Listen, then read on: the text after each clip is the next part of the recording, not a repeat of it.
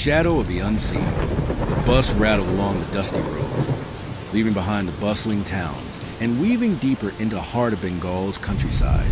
The monsoon had just ended, and the air was heavy with the smell of wet earth and the faint sweetness of ripened paddy. Dark clouds still hovered above, and the occasional rumble of thunder echoed far away. Arjun sat by the window, staring at the swaying trees and narrow mud paths that forked away from the main road. He was 27, a writer by passion and a teacher by profession, though his friends often joked that he carried the temperament of both a poet and a wanderer. His notebook lay open on his lap, but his pen hadn't moved in the last half hour. This was not just another journey for him. He was going to Kashinagar, a remote village most city people had never even heard of. His grandmother had once spoken of this village, of strange rituals and tales whispered under oil lamps. Recently, he had stumbled upon an old letter from her belongings, written in a hurried hand. If ever you go to Kashinagar, beware the eyes that shine in the dark. They are not human. The words had haunted him for weeks. Driven by curiosity and his hunger for stories, he finally decided to travel there. The bus stopped at a broken milestone, and the conductor shouted, "Kashinagar, last stop." Arjun got down, clutching his backpack and notebook.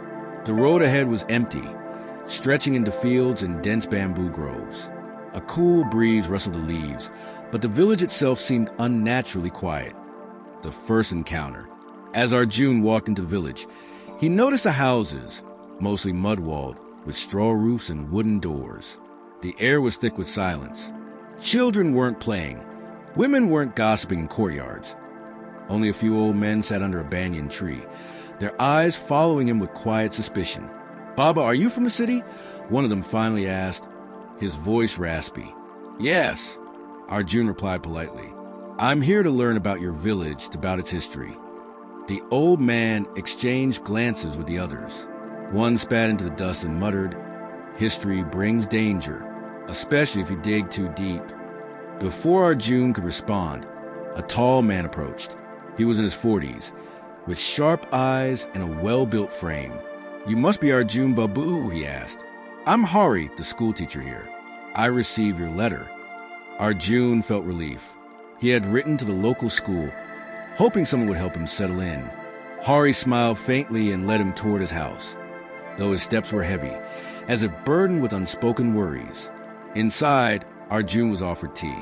The walls of Hari's home were lined with books and old photographs, a rare sight in such a village. "You've chosen a strange place for your research," Hari said after a pause.